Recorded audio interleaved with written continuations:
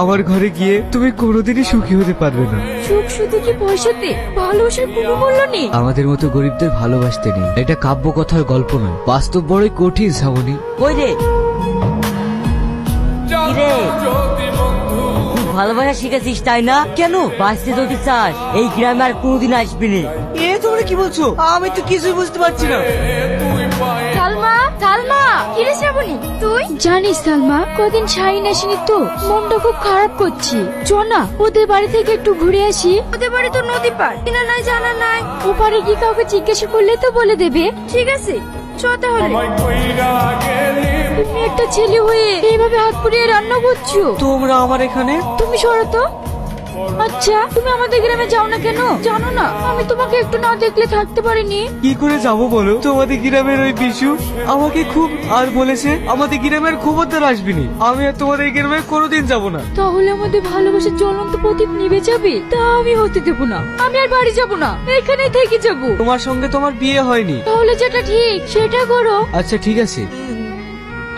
আরে মেম্বার সাহেব বলুন। আমি বলছিলাম আমাদের পাড়ার শাহিন আর আপনার মেয়ে শ্রাবণী, এরা দুজন দুজনকে খুব ভালোবাসে। ওদের দুজনে দু হাত এক করে দিই। তোর তো কিছুই নেই। ওর কিছু না থাকতে কিন্তু ছেলে হিসেবে খুবই ভালো। এত করে যখন বলছে তুমি আর না করো না। আচ্ছা তাহলে ভাই ওই কথাই রইলো।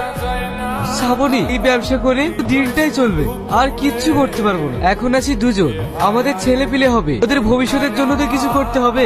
তাহলে তুমি এই ব্যবসা ছেড়ে কি করবে বলো? আমাদের গ্রামের নাজমুলরা সব বাইরে যাচ্ছে, ওদের সঙ্গে না হয়। না না, তুমি বাইরে যাবে আর আমি একা থাকবো। তোমাকে আমি কোথাও যেতে দেবো না। দূর পাগলি, এই তো কয়েকটা মাসের ব্যাপার। তুমি দেখো আমি মাস তিনেকের মধ্যেই চলে আসবো।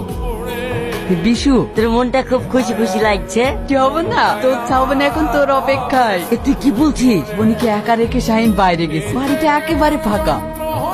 চল তাহলে। শ্রাবণী, কে এত রাতে আমাদের বাড়িতে? সেদিনকার ব্যবহারের জন্য আমি অনুতপ্ত। তো এদিক দিয়ে আসছিলাম, রাস্তায় তোমার আব্বুর সাথে দেখা। তোমার আব্বু বললো এই জুসটা নিয়ে যাও, আমার মেয়ে খুব খেতে ভালোবাসে, তাই নিয়ে আসলাম। আমার আব্বা দিয়েছে। ইসু ভাই আরে এসো। তুমি এত সুন্দর একটা মেয়ে আর এই ভিখারি বাড়িতে, ভাবতে আমার খুব কষ্ট হয়। তোমার বিয়েটা যদি আমার সাথে হতো তাহলে তুমি কত সুখে থাকতে বলো। বিশু ভাই আমি এখানে শুধু নামেই থাকি, কিন্তু আমার মনটা থাকে শুধু তোমার পানি। না না, এ হয় না। তুই শাহিনের স্ত্রী। কিসের স্ত্রী? যে কখনো তোর বয়স শখ আহ্লাদ কিছু পূরণ করতে পারে না, সে আমার স্বামী। তুমি আমার স্বামী। কিরে শোনাই, শাহি নেবো না? শাহি নেবো তাহলে এইসব করে?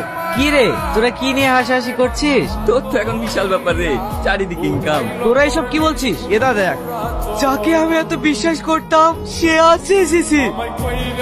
বাহ শ্রাবণী, তোমাকে আমি অন্ধের মতো বিশ্বাস করতাম, আর সেই তুমি আমার সাথে বিশ্বাসঘাতকতা করতে পারলে।